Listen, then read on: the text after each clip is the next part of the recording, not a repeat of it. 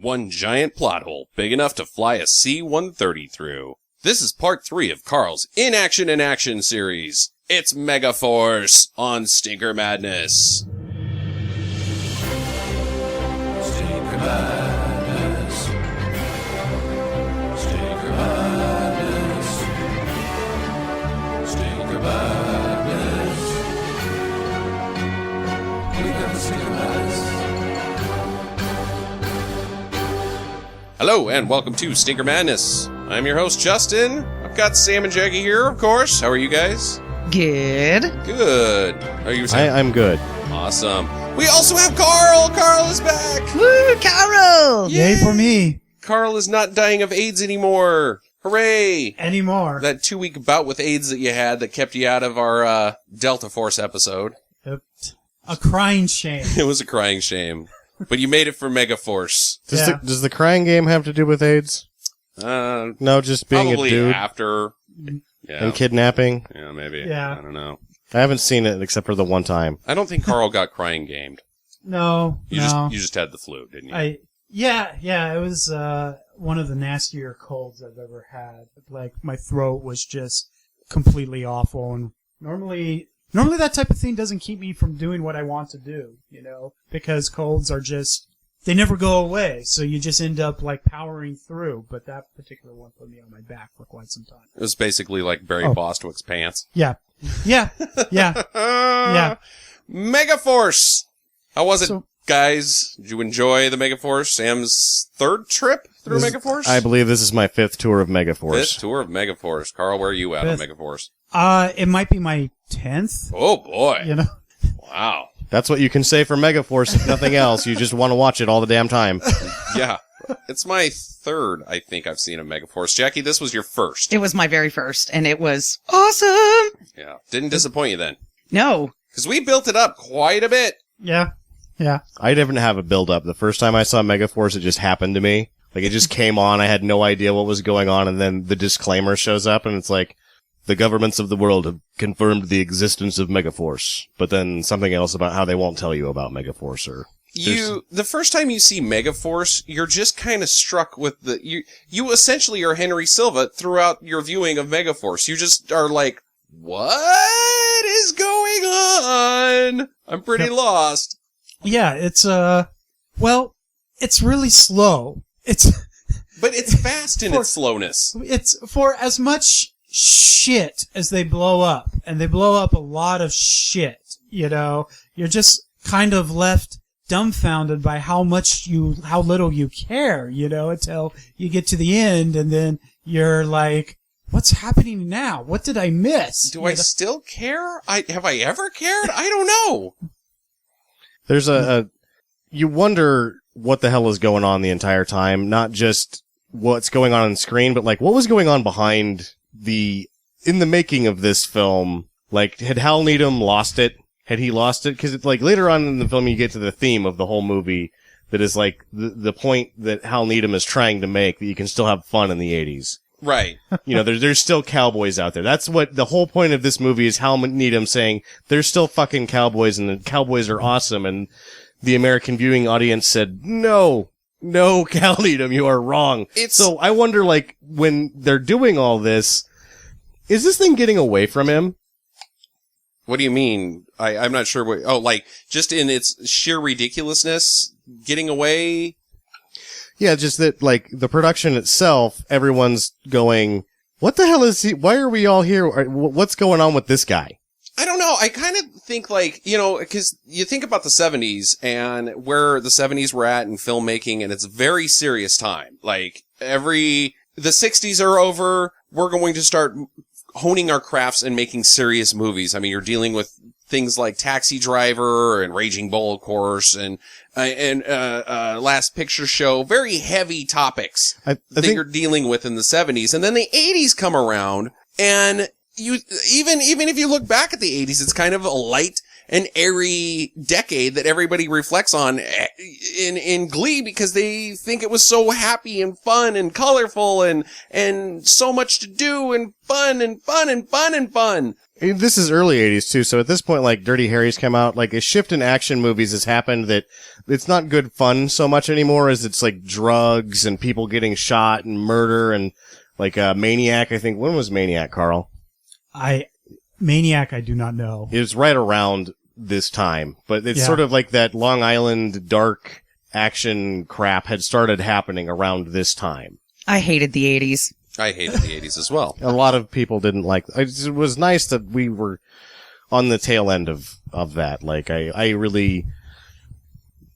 think I made it, 10. It was 1990, I was 10.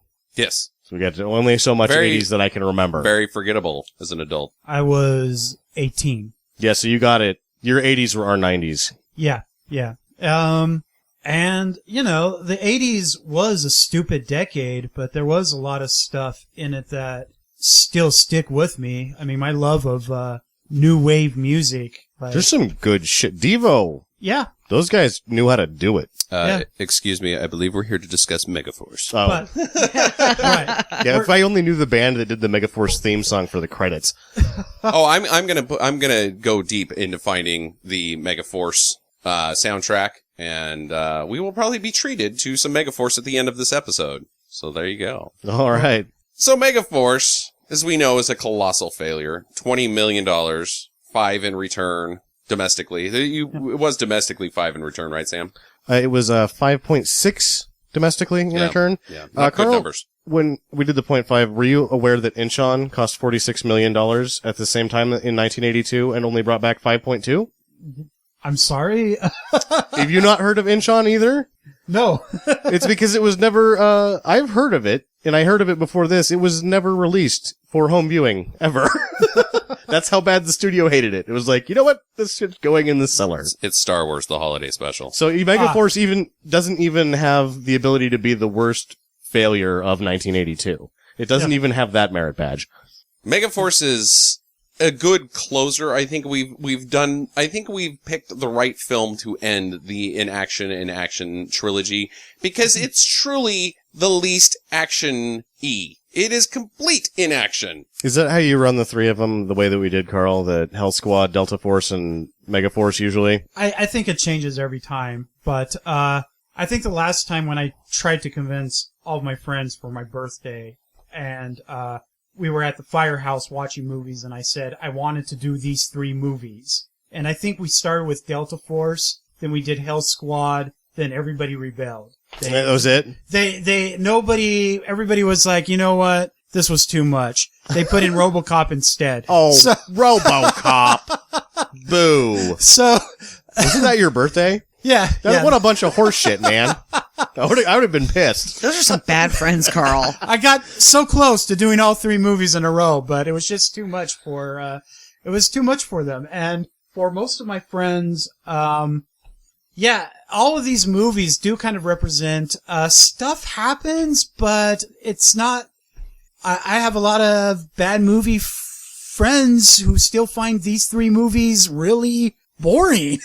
I can't explain it, but I think that a lot of times, I don't know if I could run all 3 of them multiple times. In one series. I could do it I could with enough cheese dip. in about 2 years. I'd be ready to run all 3 of these again at once. But I need 2 years. I could do it all at once. I loved all 3 of these films. Oh, absolutely. I absolutely loved all 3 of these films.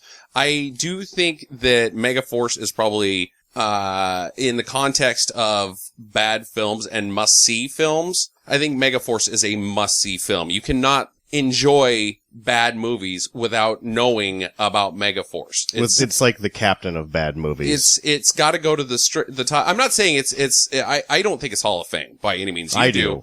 But I think it's absolutely must viewing. It's there with The Room and Troll 2, and you can't talk about bad movies without mentioning Megaforce. Whereas Hell Squad's just so obscure that nobody really has a whole lot of experience with it. Yeah. And Delta Force is almost a good movie. It would have been had they not had to, had the nasty business of making the rest of it where they got back to the actual movie about the Delta Force. Right. yeah. And really Delta Force is just kind of, it's another Chuck Norris movie. I don't think it has anything in it that really makes it different from other Chuck Norris movies, except Well, certain things, but The it's not, 53 minutes of the movie that he's not in, where you're like, is this a good movie? And then he shows back up and you're like, oh shit, this is a Chuck Norris movie again. What the fuck? Anyway, the real hijacking of that movie is not the hijacking of the plane, but Chuck Norris hijacking the movie to turn it into his Chuck Norris blows everything up movie. I saw Megaforce, I think, when I was in junior high. Oh, that's a good time to watch Megaforce. I bet. And it kind of stuck with me. Because I'm weird, it stuck with me. I remember one of my friends, Shannon, talking to Shannon about it, and he remembered it as well. And so we started keeping an eye out for it. We looked for it so that we could introduce it to everybody else that was watching bad movies with us at that time. We did finally find it, and it is. It's just, I mean, I don't know how much of the plot I want to talk about, because really the plot's kind of we'll get into all We'll get into that if there is. I am known for my note taking, and it's like if the notes only go to one page, it's a bad deal. Except this time, the notes only went to one page. Yeah, because there's only so much to write down. Right. There's not. There's a lot to talk about, but there's not that much that you can. Shit blows up, and motorcycles jump through the air, and lasers, and that's about your note taking through the process. Yes. Technically speaking, we were unable to add our friend Mark, who viewed the film with us, and it should be noted, you said you saw it when you were a teenager. Mark said he saw it when he was 11, and he did not like it. And then my brother-in-law, Dave, said that it ruined his 8th birthday. Because even at that age, at no time did the special effects that they try to pull off in this movie look convincing. No, it was almost like it was written by a grade school focus group, and then it somehow still misses the mark. Yeah. I think that's a great description of it. You know how, like, when you watch the very first Christopher Reeve Superman. Yeah. When you watch it now, the green screen effects look really green screen, but it never occurred to anybody when they first saw it that how... Yeah, it looked so real when I thought it was the greatest thing ever when I was like 8. Yeah. These special effects never looked good. No. And so it's not dated, it's always was crap. There's a difference between, even if the quality of the green screen is the same as the Superman movies, you also have to deal with the people that are on screen in front of the green screen. And at no point do those people ever try to sell what you're seeing is not a bunch of bullshit. I don't think that that's probably it. There's no child in America that can see Bostwick in tights and be happy. Riding a flying motorcycle like it's the electronic bowl at the bar set at a 2 level. 2 out of 10, and he's just on there going, wow! He is hot dogging all over the place. It's ridiculous. Well, let's get into this thing. Let's get into the meat and potatoes. The film itself, as Sam mentioned, starts out with the disclaimer at the beginning that there is a group called Megaforce that I guess are in charge, like, officially, their job is to promote the equality of all mankind and fight for freedom against tyranny. Do you remember the disclaimer? Or do you remember the gist of the disclaimer, Carl? Every time I watch it, I'm like, oh, this bullshit again. And I remember what it says, but once it passes out, because the disclaimer has so little to do with what you eventually see that it might as well be on a different movie. Yeah, but at the same time, it does give you, like, the insight to the governments of the world have confirmed the existence of Megaforce, but then they won't give you any specifics about it, but they deny the existence of Megaforce is basically the gist of it. They're real. They're a secret paramilitary organization that, the governments of the world, not a specific one, but the governments of the world uses to, squash people they don't like. Sort of. In if they were competent, it would actually be a terrifying thing. Oh, yes. So it's Megaforce, so nobody's really worried. It's like Big Brother with an army. Yeah, Big Brother with an army. If Big Brother was really stupid and the army was really ineffective. And incredibly good at wasting cash. And putting on tights. And everything they wear is unbelievable. So yes, they have the. I like that they had an announcer behind the original, Yeah. or that opening shot with all the words. So just in case you were illiterate and you were watching this movie, you would still know what was going on. I think the first time I saw it, it was a VHS rip, and I don't remember if there was a narration behind that, if it just came on screen and I had to back it up and watch it again, because it was like, I missed it, and it's sort of important, but then not really. Well, the main conflict of the film, essentially, is this guy named Guerrera, played by Henry Silva, who we have yet to determine what his deal is. Carl, you think he's a mercenary? Yeah, he is a mercenary. He used to be the way Ace Hunter, the hero of the story, I guess, describes him. He was you one sound of not the sure.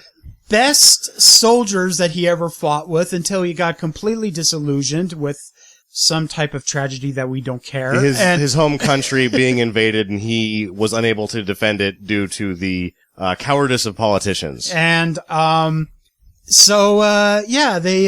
he's supposed to be this amazing soldier who, because of his disillusionment, he's just turned to becoming this mercenary. And so he fights for hire now. Who is he fighting for? That German guy? Who's he? I don't know. And was he supposed to be German? Was he supposed to be Russian? I couldn't tell. His accent is really not easy to place, but he is very tall, blonde-haired, blue-eye, Zig Heil-esque looking. He's not Klaus Kinski. No. That's who he or is. Werner Herzog, but, I don't know what the motivation behind the conflict of this film is, other than that Guerrera is blowing up oil refineries. He's bothering them. Yeah. That's what it seems like. They're like, oh, can we shoot this guy yet? Nope. And that's the other problem. Like now, Who is saying, can we shoot this guy yet? so at the very beginning, you have General Byrne White. He gets called by his armor commander, Who's General Byrne White? He's the guy that owns the air-conditioned helicopter that has shag carpet. That's important. Yeah. Is he related to the oil refinery that gets blown up at the beginning? The general of the military of Gambia? Which is Or where wait, the no. oil refinery's at. He's not in Gambia. Gambia is where... I don't know. Okay. It wait. might be Head easier if you scratcher. call it just. They're all made up. I think aren't these countries made up anyway? I don't So- know. I think that they're made up countries. Here's my theory. So Guerrera is hired to blow up oil refineries by a German who's not German Or Russian. or Russian. I don't know why he wants oil refineries. It's not part of the plot, but that takes place in Gambia. General White, Byrne White, Byrne hyphenated. White, is the commander-in-chief of the Gambia forces. And then Guerrera, they can't fight Guerrera because Guerrera crosses the border into Kerplakistan or Parmistan or Assholistan, whatever you want to call it. Yeah. And that's why Byrne White has to, what are we going to do? We got to stop Guerrera. I don't know what her options is, but it turns out Major Zara knows about an elite force named Megaforce, Because she's the daughter of a president. And I Right. think all the presidents of the. who may have hired Megaforce in the past. Maybe. And if he... For her birthday party. Oh, that could be, yeah. We need smoke and fireworks for my birthday. Who could we get? Let me see here. Multicolored smoke They, and bright costumes. Yeah, they they're- might be more successful at entertaining at birthday parties than as a crack paramilitary. No, I don't think they would be good at that. No, they wouldn't. Even if you gave them a bunch of ponies, they'd still piss off the kids. Yeah, on paper, it seems like they would be good. In reality, no. So, yeah, My first question, because I can't hold the questions till the end, because there's too many questions. there's too many questions. So my first question would be, if this is the kind of tasks that Megaforce accepts, they're not really Megaforce. Yeah, because basically. He's a nuisance. He's not even a real threat militarily. He's just bothering people with tanks. Uh-huh. Yeah, because apparently the movie leads you to believe that if General Burnside was ever able to meet this guy head on, he would just wipe him Blow the shit out of it. Yeah. and his mercenaries out. It's only by hiding in this neighboring country that he's able to keep doing what he's doing. Now, why he's doing what he's doing, I mean, he's obviously hired, but why they hired him to do it, I don't know. That's a mystery.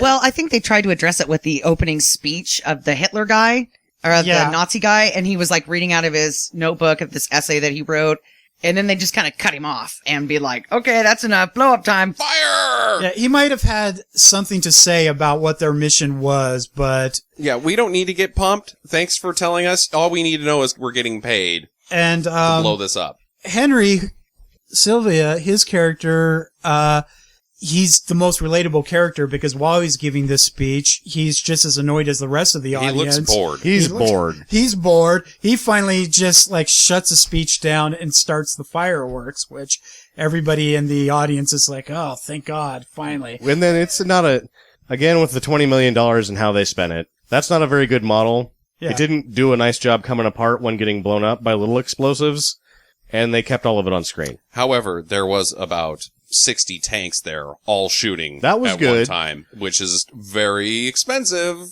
But the, the Andersons were watching it in England going, well, that's pretty Bush League for blowing up a model. Yeah, it's only a model. So the general and Major Zara, they realize that they can't fight Guerrera on the terms that they want to fight him on.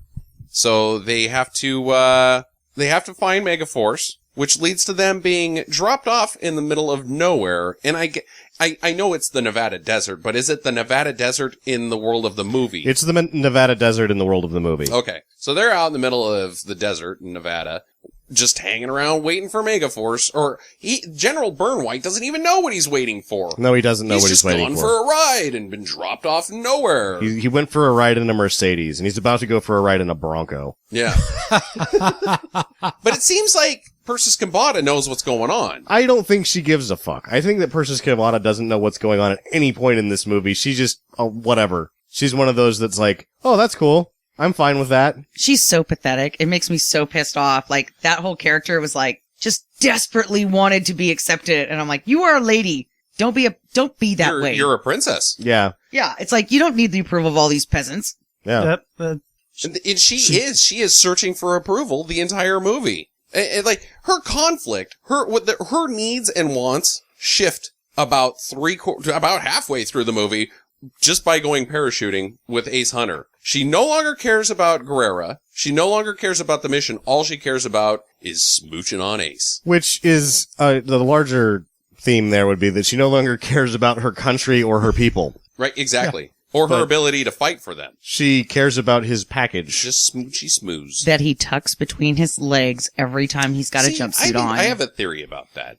I don't necessarily think that I'm not going to infer that Barry Bostwick has a tiny wiener. I think that he is wearing extremely tight shorts or pants, and that this movie was, I believe, intended to be marketed to children, and you can't just have some guy's dong in full vision in front of children in a children's movie. Well, then spandex was not the way to go. I think he was told to tuck and paste. To give himself a mangina. It doesn't matter. Spandex wasn't the way to go no matter what. No matter what, yes. No, absolutely. The uniforms for Megaforce they're dumb. They're really, really dumb. Super dumb. I guess they're kind of like flight suits, maybe? They're like, jazz tap suits. Yeah. Show choir. Brian Bostwick had more dignity when he was wearing fishnets and heels in Rocky Horror Picture Show. Yeah, I would say he was more comfortable. That's a fair comparison. Yeah. You can tell by the way he walks in the two movies that whatever those golden tights are doing to him is not good. Yeah. Mondo edgy. Well, Dallas shows up, finally. Oh, finally. I wish he didn't. I wish he would have fell asleep and not showed up. Well, the general's stoked to see him, because at least it's something. Because the general's pissed. He's like, what am I doing out here? I don't even know what I'm doing out here. This is taking forever. Why, this is worse treatment than when I was a prisoner of war in Indonesia. Yeah. Yemen. Yeah, in Yemen, he had worse treatment. Yeah. It's a very stuffed shirt, dialogue. Why, I never. Pop, pop, pop, pop, pop. So yeah, Dallas, played by Michael Beck from The Warriors, is where I always think of Swan from The Warriors. Xanadu. What is his name in Xanadu? Sonny. Sonny Malone. Sonny Malone. Oh, Sonny. Yet Sonny is more tolerable than Dallas. Oh, you're right. Dallas is a shitty character for He sure. sucks. He's a dickhole. He is a dickhole. He is the first. Like, here's what you do when you're in Megaforce. Like, oh, hey, everybody's on the plane. Mission accomplished. But the door at the plane is still open as you're taking off. Somebody would just give Dallas the kick right in the butt and be like, sayonara, Dallas. That was your last mission, buddy. You're out of here. Oof, Dallas. Well, Dallas shows up to pick them up in a Ford Bronco with some holographic technology behind it. We forgot about the first moment of real anxiety with the rattlesnake that Dallas shoots. And is the rattlesnake real, Carl? Or is it one of his holographic bullshit stories? No, it was a real rattlesnake. Okay. I'll believe that. It All was right. a real rattlesnake. I don't know if I do now. No. Why did he miss? Why is the suitcase shot if the rattlesnake is real? And the rattlesnake, you never see it again, because you shoot a rattlesnake and you shoot it in the head, it's not, even if it's dead, it's still gonna bite you. If it's a hologram, the bullets are going right through it. But then why wouldn't you make the bullets holograms too?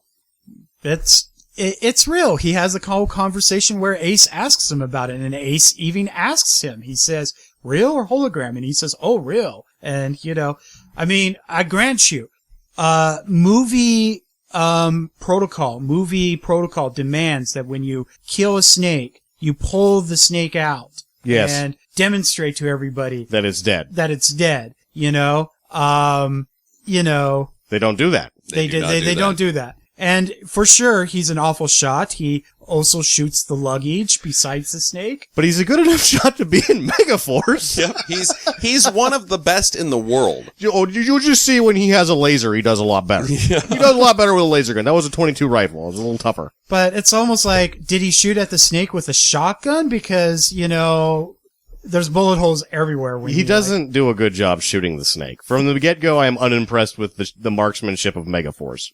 So they have to go to Megaforce's base, headquarters, essentially. But they're deterred because in order to... Oh, God. So what you want to do when you're Megaforce, say you've got a lucrative contract coming up, like, I've heard about this situation with this Guerrera guy. It seems like this is a job for Megaforce. We should try to put in a bid for that and get that job. Do you think they're getting paid for this? We'll get to that.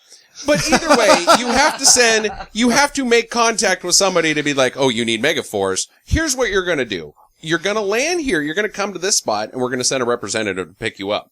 And then we're going to take you to our base. So they have a defined spot where you pick the person up and then drive them to the base. But the problem is, in between the spot that you pick them up and the base is their training grounds. That's not a good place. Somebody could get killed. Well, I'm almost under the impression that they especially set that up so they could fail at impressing, the president's daughter and It's the part general. of the sales process. It's part of Yeah. the sales process. They're supposed to be impressed that they can pop a wheelie and shoot a balloon. But Hey, those balloons were colored. They were- so that you knew which one you were supposed to shoot in the show. That's right. It's like the 3-man drill in basketball. You just weave your way around and pass it to the guy, and it's all a confusing mess. But if you're Megaforce, you know which balloon is yours. Or if you're just a cowboy and you're wearing the belt buckle and the nice boots, it's the eye path that you're creating. Like, oh, that's a belt buckle past the package. That's what's in between. That's, the Bronco and where you get dropped off, that's the belt buckle. The boots are Megaforce's base, but before you get to the boots, you gotta look at the package on the way down. Here's what's going on. Megaforce only has one mission title. Even the sales process To be huge is dicks. called Operation Hook, Line, and Sinker. Every single... If you are a member of Megaforce and your job is to go and clean the bathrooms, that is also Operation Hook, Line, Yeah. and Sinker. Everything that they do. So maybe you're right. There's a distraction and a bait and switch on everything. Yeah. And there's a big dick in the middle of all of it. Yeah. It ends up in your face. Bostwick. Well, Bostwick shows up. He does some hot dog and shit and jumps over some stuff and blows up some balloons and wheelies and motorcycles with rockets and arrows painted on helmets and lightning bolts. And is it camouflage? it's definitely not subtle. No, it's not very subtle. and it's very conspicuous. It's like, you've mentioned the fourth grade focus group already. Yes. And it is like fourth graders were doodling on the sides of the helmets and the motorcycles and the Jeeps and drew a lot of lightning bolts and said, that's what makes a badass. They said all those things, and then it's like why the fourth grader doesn't like it. They described exactly what they wanted to see, and then they got it almost right. So close. So close. So close. Well, they take them to the Megaforce headquarters, which I guess isn't even their headquarters. It's just one of their many, many bases throughout One the of the entire many world. bases. This is their desert base. According to Dallas, they have one with boats. Yes. Probably submarines and stuff. Shut up, Dallas. Shut up, Dallas. So it turns out that Megaforce is built up of one of the best from each nation in the world. It's a multinational, a global attack battalion. I don't think that's true because a lot of the dudes in the mess hall had American flags on their stuff. That's what I'm saying. It doesn't. He explicitly says one member of each nation, but then you're right. You go into that mess hall and it's just fucking USA flags everywhere. Yeah. Well, I think it's because whoever designed it, like you have Ace Hunter, he's the typical USA. Yeah. And then he's Super America. Then you have Dallas, who is like the South will rise again. That's a different USA. Mm-hmm. So there's obviously a bunch of different people. They even have like a horrible Native American stereotype. Yeah, they do. And he wears an American flag as well. Yeah, he wears an American flag as well. So I think, I think it's like, what you're looking at is all these different USAs are also represented. Yeah. So, It's the 50 states. The only other two flags I could tell were Japan and Mexico. Mexico, yeah. yeah. Oh, I saw the French one too. The French one. Oh, yeah, that French guy. And there's yeah. a Russian, but you never see his flag. Yeah, that's true. Yeah. You don't know if he's from the Ukraine or what. So they give Megaforce a tour of all the operations and their equipment and their base and their headquarters and what they do, and they meet Egg, the chief engineer / scientist behind the brains of the operation, I guess, that provides them with the tactical equipment they need to do whatever it is they do. The guy from all the Mel Brooks movies. Yes. He gives them the most advanced weaponry available. The most advanced. This is the best of the best. The men are the best. The equipment is the best. The scientist is the best. The scientist is the best. The science on screen in their command center is the best. Is the very best that could possibly be viewed. What's on that screen? There was some dotted lines, and then there was a bar graph, and then there was a lot more dotted lines by the end of the movie. a lot of the things they were looking up on the screen reminded me of those, like the electronic oscilloscopes. Yeah, an oscilloscope. Yes. You That's what I know, was that thinking of. you have in, your high school physics class. It's almost like to build all that scientific genius center, they raided my old high school.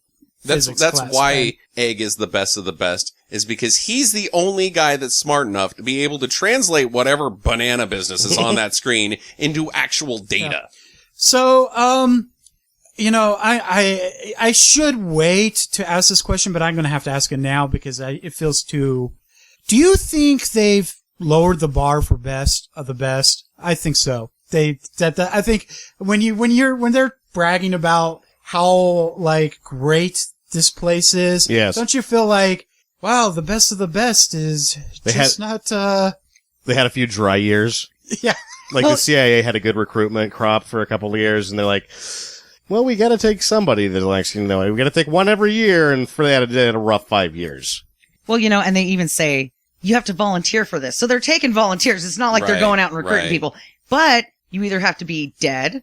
They either mark you down as dead or you're a deserter. Which is kind of fucked up. You would just want to be dead. That's the only way out of Megaforce is to die or desert. No, that's how you get in. That's how you get in. Yeah. They either say that you deserted your military ranking Oh, or so that you you're have dead. to be military to begin with. Yes. Yeah. You can't just be, well, what about Egg? He was just a good scientist. Yeah. Yeah, See- like you couldn't be part of it, Justin. Sorry. I think I have this opinion. I mean, have you ever worked at a place where there were people that you knew should be fired, and it seems like the boss can just never bringing himself to fire these people. I think what happens is that the militaries are taking these people and promoting them to Megaforce. Oh, that could be. Like, let's just stick these guys over here. Yeah. Make him somebody else's problem. Yeah. That's actually the equipment It's testing their own ground. problem. It's like, this equipment is so good that monkeys can run it. You may have nailed it, because there's that super advanced laser that Yes. Burn White sees, and he's like, I thought that this was even the testing phase, and they said, it is. Yeah. So they're testing equipment. Yeah. Mm-hmm. But it's like the safety factor of the equipment. Will the everyman of the military will our worst be able to operate this equipment? if it fails and it explodes, guess what? You just blew up Dallas. Nobody cares. He's Actually, people will be happy. yes. Oh, thank God we've murdered Dallas. So the difficulty, though, with that theory is that Megaforce also spies on the entire world. They have listening devices everywhere. They can tap into anything that they want to. They have files on almost anyone of significance. How they do that is interesting. They don't explain that, but that happened. They know everything about General Burnwhite just by pulling up some business on the screen of oscilloscopes. They have files on every important person in the world. They're able to tap in on anybody's inconsequential conversation. These guys should be terrifying. They should be the bad guys. Their base is immune to a 25 megaton nuclear device. That's significant. Who the hell put shag carpet in their helicopter? Air-conditioned helicopter. Yeah, air-conditioned, shag-carpeted helicopter. I mean, what a butthole. I will tell Well, you. that wasn't even Megaforce, though. That was how much of a butthole General Burnside is. He's, Baron White, yes. He's Burn a butthole. Maybe it's because he's used to flying ladies around that are Indian princesses, like Persis Gambada, and he wants to, maybe do a little impressive where, oh, nice shag carpet, we can just, snuggle here while we're flying to Megaforce base if you'd like. Me, near as I can tell, even though Persis Gambada is the princess, I think technically she's the princess. In reality of the story world, she's the princess. I think Major General Burn White is the actual princess. Ooh. He is bitching about everything all the time. He's very impressed by shiny objects, and he had to have carpet and air conditioning put in his helicopter. high maintenance general. And He is a high maintenance he loves general. My Little Ponies. So, okay. So it turns out that Hunter reveals to us that he actually knows Guerrera, as you told us earlier, Sam. This is after he reveals to us that even when he's not wearing tights, he dresses like a dickhead. Yeah, absolutely. Oh my God, his blue. What do you Star have Trek to say suit. about that, Jackie? I think that was their formal wear because everybody in the cafeteria had that on. And it's kind of like your dinner outfit. And it was kind of a ripoff of Star Wars, or Star Trek. And Maybe that's a little the napkin. French foo-foo The flap going is, on with the is your neckerchief. napkin. So you pull down the flap and then you just dab your face with it. It's all part of your clothes. I thought that was the best outfit that they had. So- I was more intrigued with that one, and I just sat there with a gaping mouth when he opened the door and he was standing there with it on. I'm like, Posing. Let's talk about Bostwick's poses for a minute here. I watched very intently to see if there was a moment where he was not posing in this film. Fifth time through, I can't find it. I can't find where he's not just standing around like a dickhead. He's pulling a Jim Carrey in Dumb and Dumber. He's leaning against the counter, sticking his butt out, and putting out the vibe. Like, Yep. who's feeling this vibe that I'm laying down so thick? Except for the movie wants us to buy it. Yeah, I mean, that's absolutely. the difference. He's the king of lady business, obviously. And he's a man's man. He's a ladies' man. He's the man you want to be. He's the next Burt Reynolds, according to Hal Needham. He's strutting everywhere he goes. If he's got to stand still, he's going to be leaning on something. and he has a sweet headband. The headband sucks so bad. Oh, the headband. Is he A silk exercising, or headband. is that part of his just like, this is, I'm the leader of Megaforce thing? Not to mention that his hair changes colors throughout the movie. So It does seem to do that. it starts off kind of like a calico cat, where it's blonde with a little bit of brown, and then it goes all blonde, and then it goes back to being like a brown, yellow, and then it looks fried. Like he was having his hair done during this movie and just by the beauty school. Well, Yeah. let's not forget that Megaforce is the best of the best. So they probably also have the best of the best hair stylists working on the Megaforce base. And he probably pops in there once or twice a day and gets his hair touched up. Actually, I don't know. I noticed that the hair of Megaforce is not uniformly awesome. Like, everybody else's hair is just sort of frumpy. Like, the Japanese guy has a bowl cut. Right. Well, Dallas True. has got his usual Michael Beck hairdo, though. Yeah, he looks like a Quite stupid full and butthole. fluffy. Whoa. With his stupid ass earring. Michael Beck has no fans in this Shut up, Dallas. Shut up, Dallas. So yeah, Hunter knows Guerrera. They were old pals. He knows that Guerrera is a tough guy And a lighter stealer. and a lighter stealer. You can He never didn't forget the lighter. He forgot to give it back. They have Oh, a weird bromance going on. Oh, it's super bromance. Oh. Like, look up bromance in the dictionary. There's a picture of Ace Hunter and Guerrera hugging each other, kisses and smiling. Ah. Ay, ay, ay. But we know he's not into him because he doesn't do the thumb kiss where he gives himself a thumbs up and then kisses his thumb and then puts the thumb out towards him. There's none of that. So we know that he's not sexually interested. Here's a question. Is the thumb kiss thumbs up a sweeter butt move than Hulk Hogan's rip him up in No Holds Barred? Yes, I enjoyed this particular movement more than No Holds Barred. All right. Do you think that was supposed to be a thing? Like, they were doing that and during the filming and they're like, this is gonna catch on. That's why I'm saying that is because Yeah. I know for a fact in No Holds Barred that was supposed to become a thing. Trending. This, I don't know if it was I supposed think to be this was supposed to be a thing. I think that this movie was a bunch of stuff that they all thought was gonna become a thing. Yeah, maybe. Those dune buggies, every kid was gonna have those. Well, it's definitely Ace Hunter and Major Zara's thing. So, Operation Hook, Line, and Sinker, the official Operation Hook, Line, and Sinker within the realm of this film, is essentially the plan is to become bait to get Guerrera to go across the border so that Burn White can blow the hell up out of him, I guess. Yes, that's the idea. And at the same time, while crippling his resources. Ooh, I didn't even think about that. Because that's what they do is they blow up his resources and piss him off. They're basically poking the bear and running away. But Yeah, at the same time, it's like not just poking it, like you're smashing its toe and then running so it's crippled as it chases you. But it's also get in and get out. You gotta, Yes. It's very fast. 4 minutes. 4 minutes. And it counts it down, which is awesome. Yeah, that's so weird. It's such a weird thing to do cinematically, is to have a timer in the The counter clock on the corner. screen was so weird for me the first time I saw it. It's kind of like modern video games. You have a lot of that in modern video games where you got a timer and you see it Yeah. on screen. Kind of weird. But here's the thing. Major Zara, she wants to go.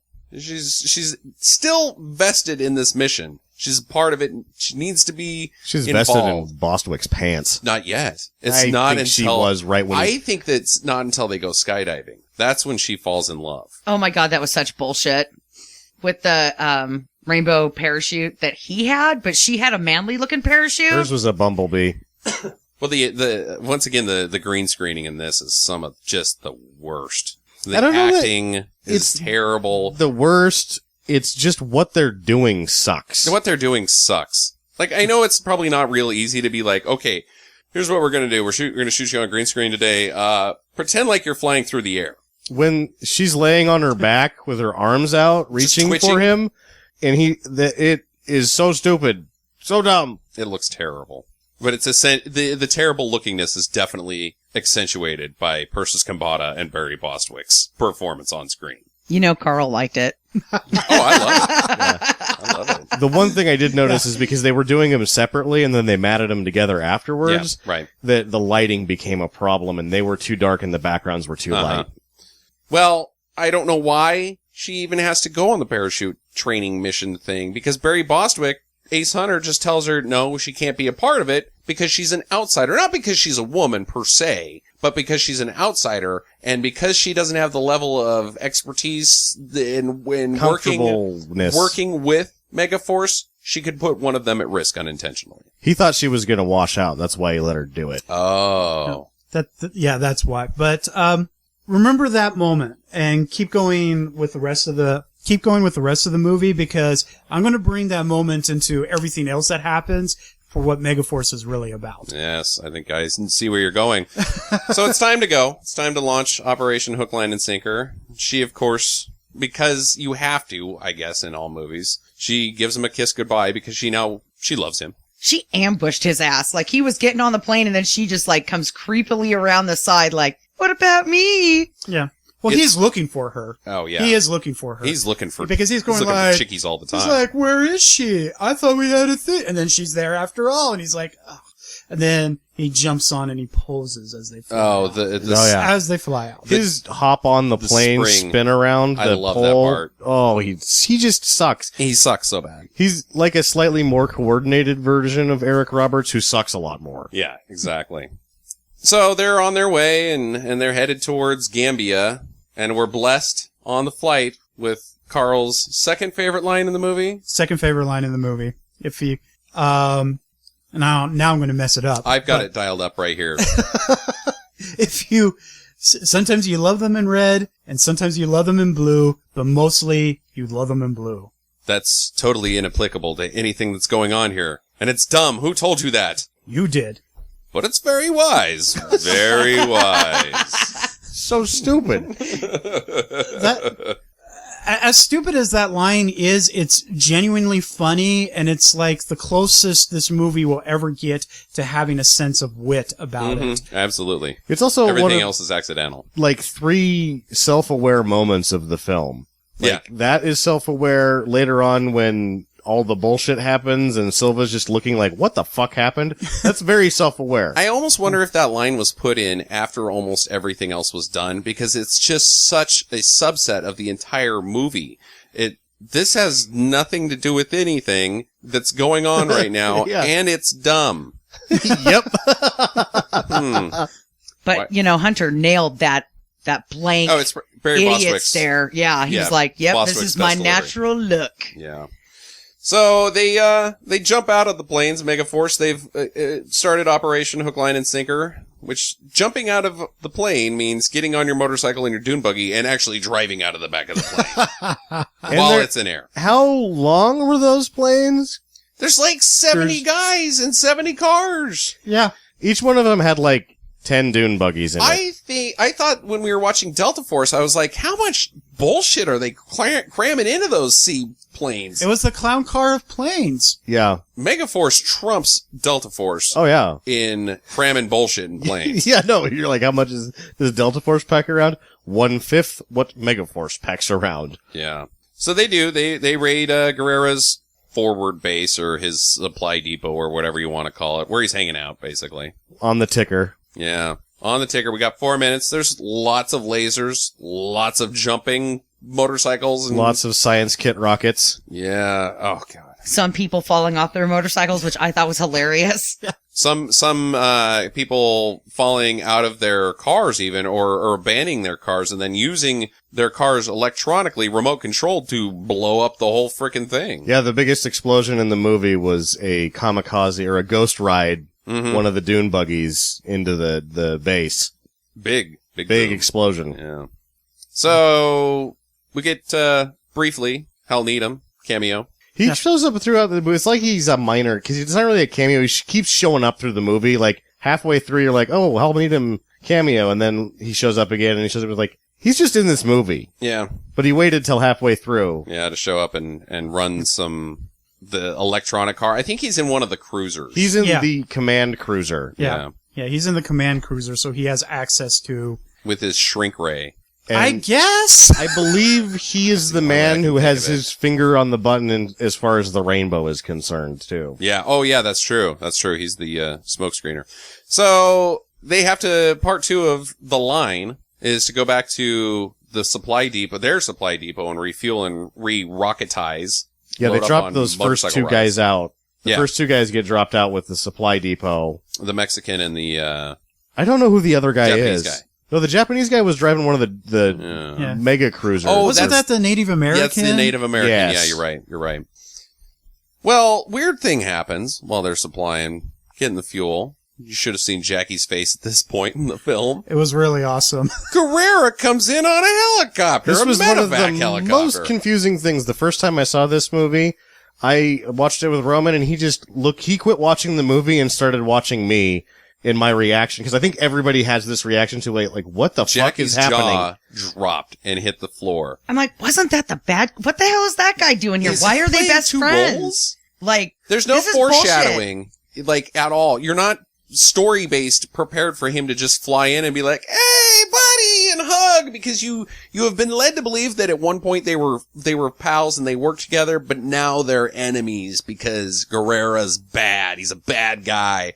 But then he's a cool guy? It's all just a game of chess for those two. It is. It's a game of chess between Ace and, Duke. And they use, People. but really stupid people. So, Mongo just pawn in Game of Life. Yeah.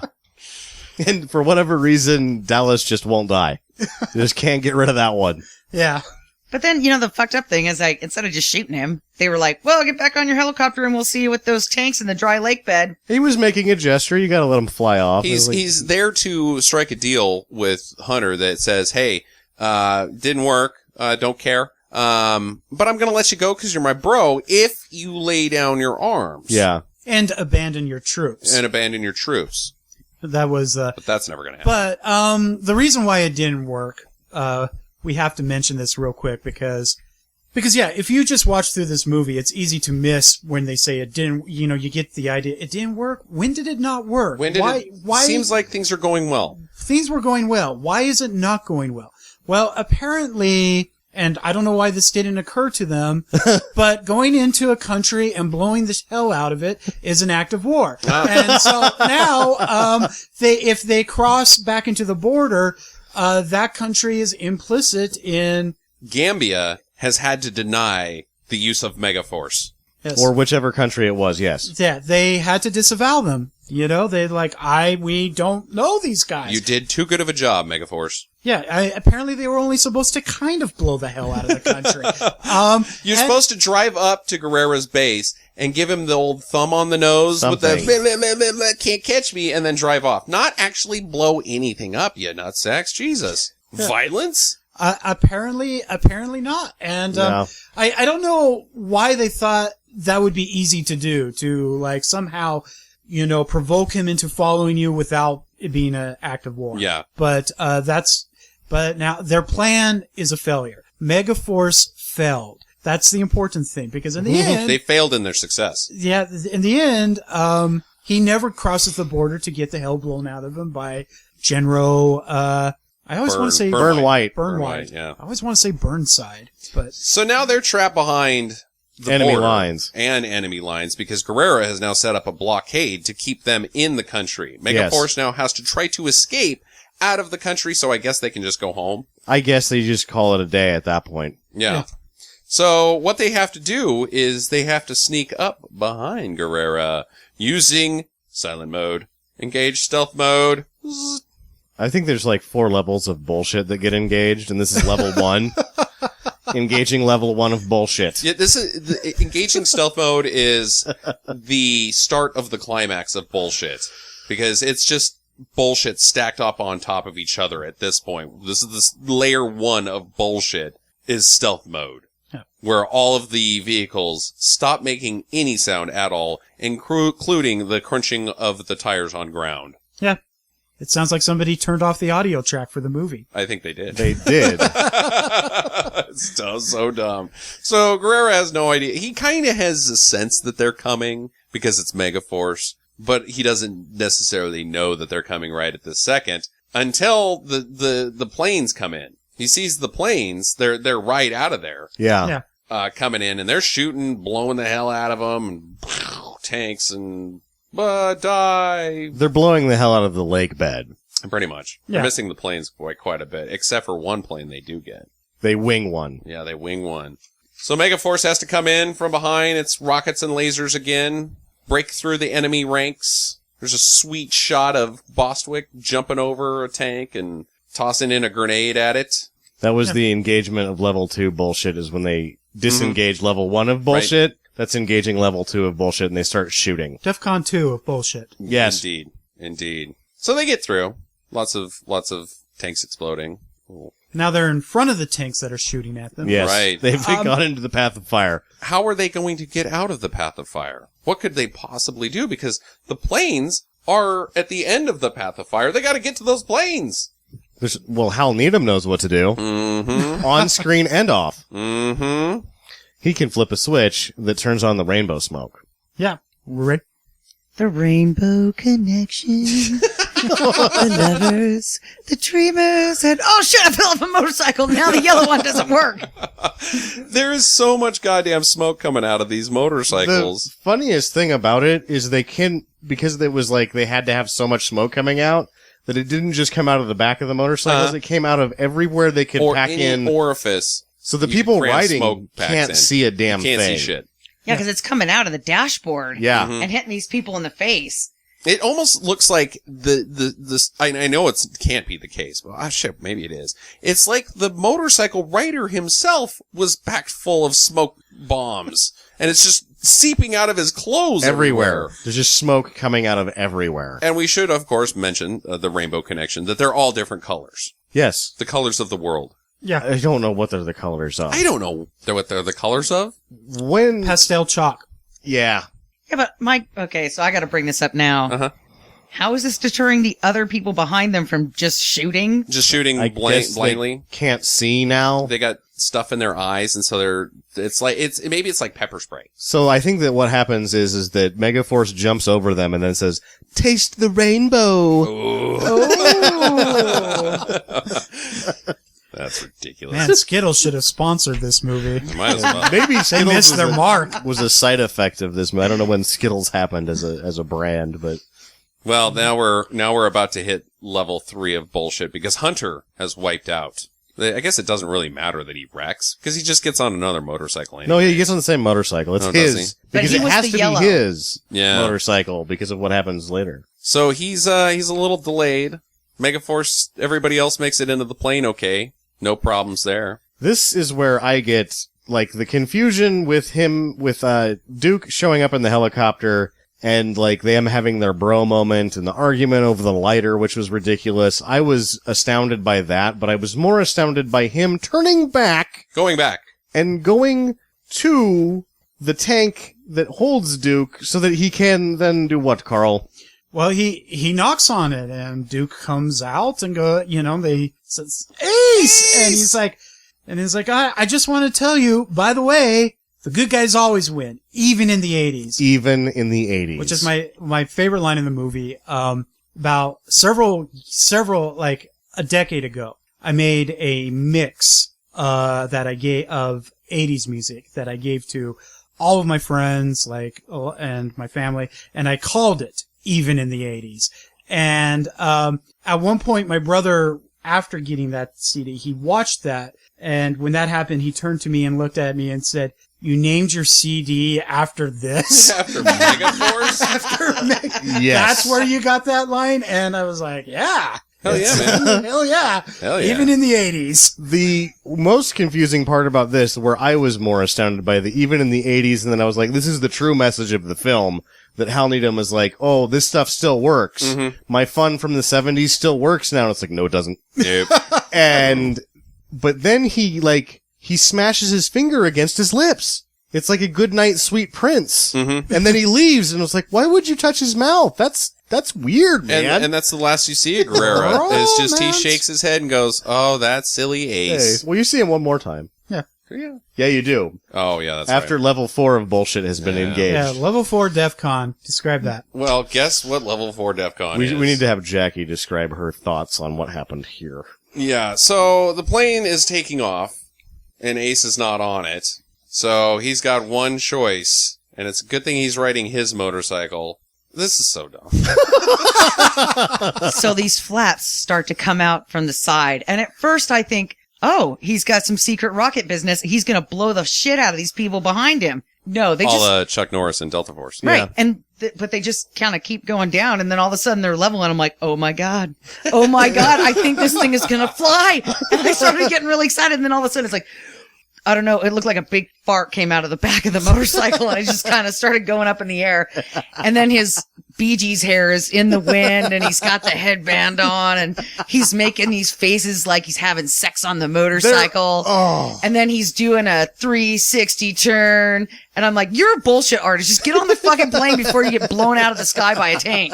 If you're somebody who has never seen Megaforce, even after listening to this podcast, if you just go to Google Images and type in Megaforce, you will see about 16 GIFs of just this scene of Barry Bostwick's face while being on that thing and being like, whoa, whoa. It was like, you couldn't even get a better pinnacle of excitement going than him on that goddamn motorcycle flying through the air. I was so excited. His expressions remind me of, think back to The Room and the guy that breaks into Johnny's house and starts getting, I guess it's a blowjob from the guy that leaves the underwear in the couch and he's eating the chocolate and he makes that really strange face while, oh boy! That's what I think of Barry Bostwick in this scene.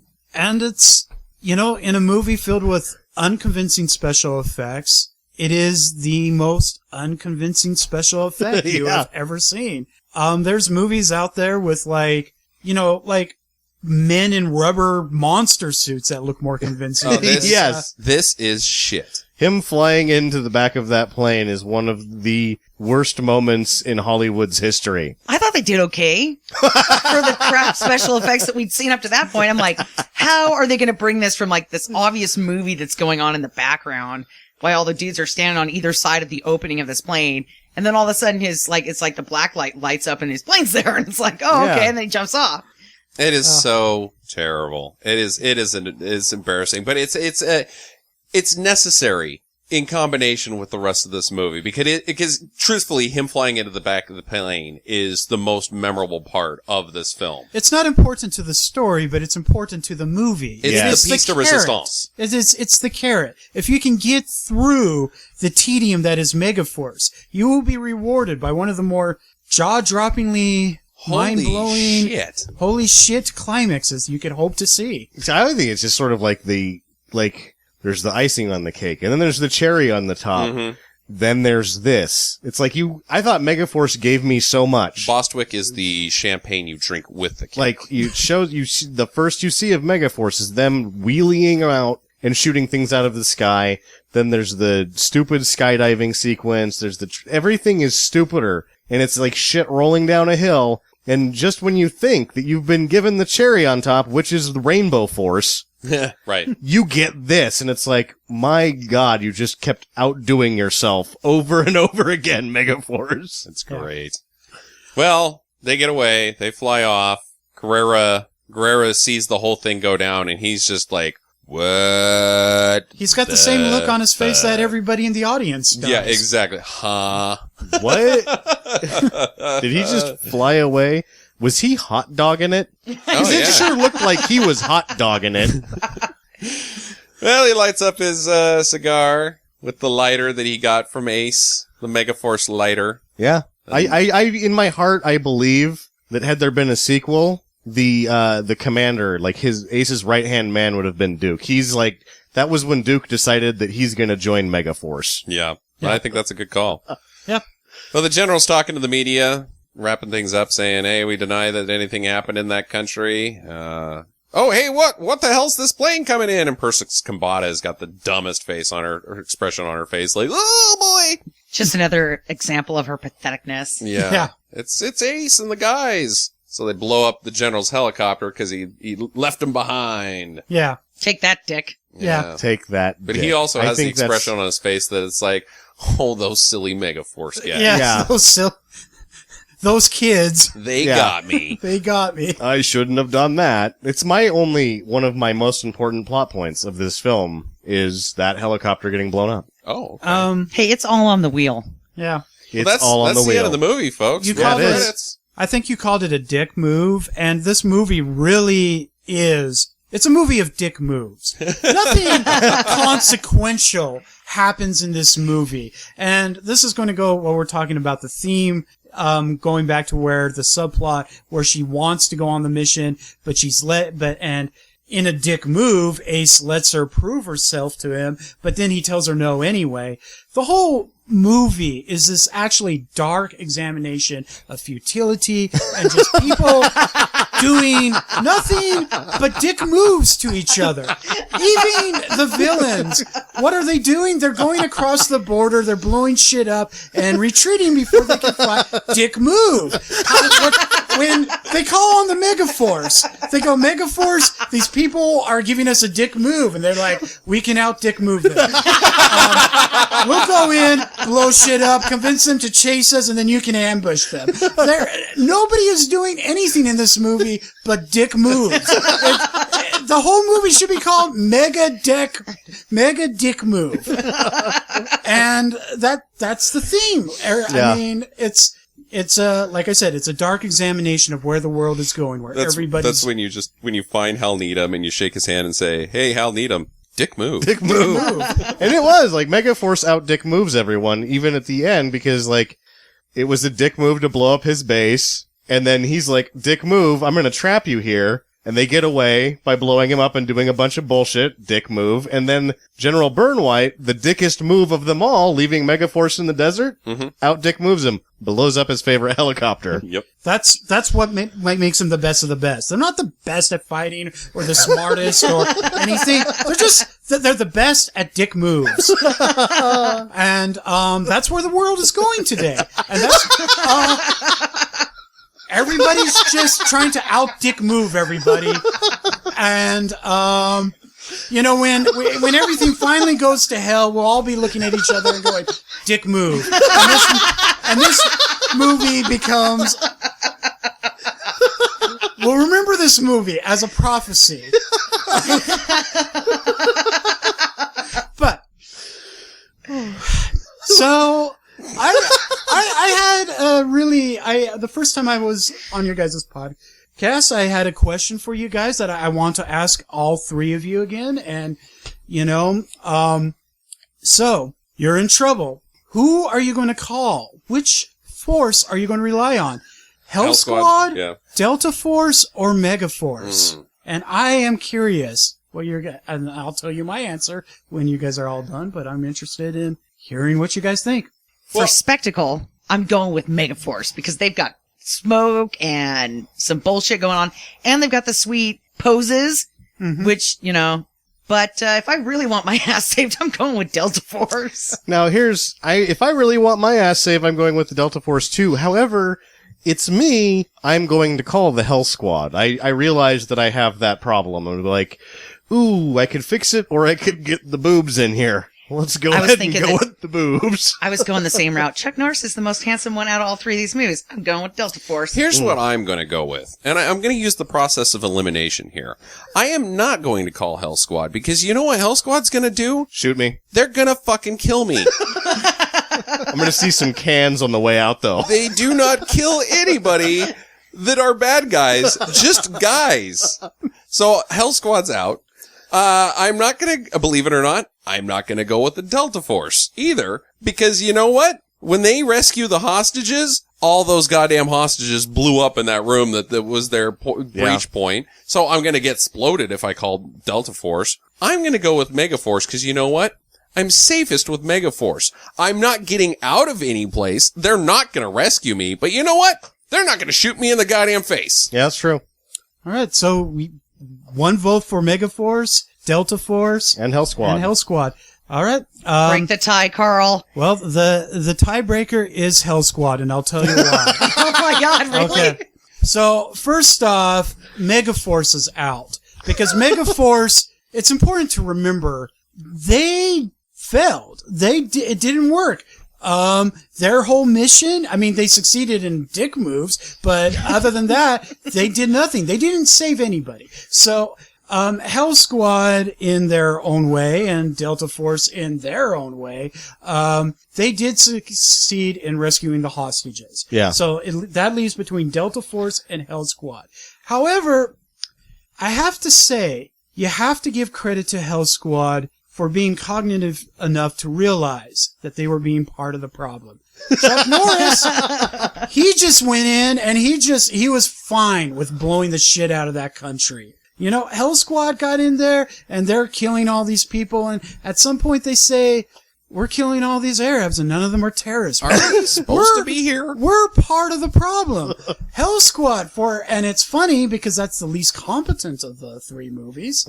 Easily the worst made. It's easily the worst made, but in a way, they may be the smartest of all three forces. Don't lie. You would just take them because they'd be like, so you're rescuing me. Can I get in that bathtub with you guys? Oh, yeah. Who would have thought that strippers trained in 2 weeks would be a better, more competent fighting force than Chuck Norris and Lee Marvin and Megaforce? And then Megaforce. Well, definitely more competent than Megaforce. They're not necessarily more competent than Delta Force, but like I said, they get points because they realize they're part of the problem. They're asking the right questions. They're asking the right questions. Delta Force, they just went in and blew the shit out of everything they could see. And That's my kind of guy. and I want to say that's why my vote is for Hell Squad. When I'm in trouble, I'm going to call Hell Squad. Excellent. Do we have any further questions here, kids? I have to give my complete synopsis and plot summary of Megaforce before we go. Okay. The story of Megaforce is this. A crusty old English guy hires a bunch of guys in tights to blow up his air-conditioned helicopter. Yeah. I believe the correct term is spandex jumpsuit. Spandex jumpsuit. But all of the other things that are supposed to happen, that's all that really happens. Yeah, that's pretty much it. Yeah. Nothing else happens. Absolutely nothing else happens in that film. You're absolutely right. You've hit every major point because my only question is, does Hunter and Zara get together? No, because Megaforce, again, remember, they're the king of dick moves. My theory is that she goes to the Lion Inn and finds herself stood up. Ooh. Yep, I think so too. He's like, Dick move.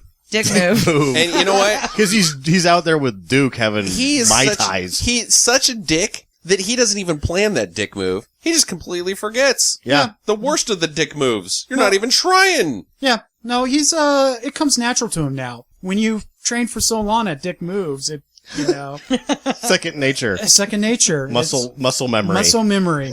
That doesn't even happen. So seriously, a guy gets his helicopter blown up. Oh, yeah. That's it. Yeah. Jackie, you got any questions? No, I mean, we pretty much answered him. I think Carl answered everything with his theory of dick moves. Yeah, because I was thinking, well, why does he have that blue headband? But then I'm like, well, because he's a dick. Yeah. And so I'm like, well, I don't need to ask that one now. Yeah, covered. Recommendations. Must see. Must see. Do it. Yeah. Obviously, I mean, you have to see all three of them. Yeah. Yep. The Inaction action trilogy. Yep. You've got to It's a do big it. deal. It's a big deal. Thank you for gifting it with us, Carl. Oh, thank you. Thank you for joining us. Yeah, thank you. It's always good having you. We'll catch back with you guys. It's Jackie's pick next, and I think we know what we got coming. It's gonna be Beyond the Valley of the Dolls from Russ Meyer. So we'll see you then. In the meantime, get to the chopper and use your rocket-powered motorcycle to fly into it if you need to. But don't get exploded by Megaforce in your chopper. Bye-bye.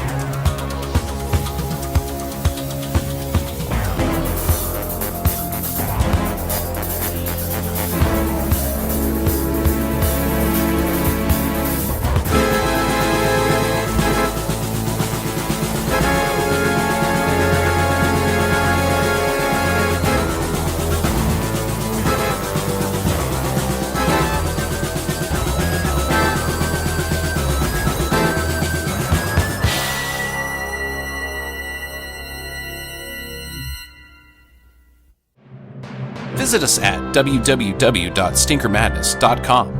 Follow Stinker Madness on Twitter at Stinker Madness. Please rate and review us on iTunes and Stitcher. Thank you for listening, and get to the chopper.